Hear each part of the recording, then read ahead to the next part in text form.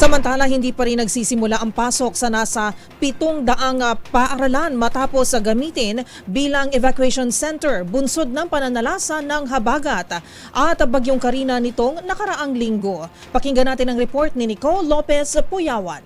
Higit 700 paaralan pa sa bansa ang hindi pa bukas sa mga mag-aaral matapos ang hagupit ng bagyong Karina. Sa panayam ng DZRH kay DepEd Secretary Sani Angara, ginagamit pang evacuation centers ang nasa 700 paaralan sa bansa sa ngayon. Pero sabi ni Angara, bibigyan nila ng deadline ang mga paaralang ito upang magamit na ng mga mag-aaral.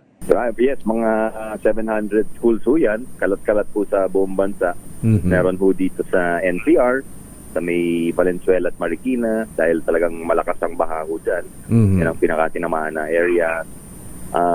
Meron din sa Bulacan, meron din sa La Union, sa Norte, meron din ho sa Region 12 kung di ako nagkakamali, malapit sa may Liguasan Marsh. Yan. So meron mga areas na talagang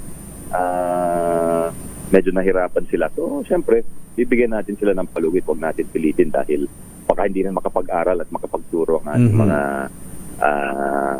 guro at mag-aaral. Samantala, sinabi ng kalihim na nasa 40,000 paaralan ang nagbukas ng klase at naging maayos naman ang pagbabalik eskwela. Pero sabi ni Angara, inaasahan pa rin nila ang late enrollees hanggang Setyembre.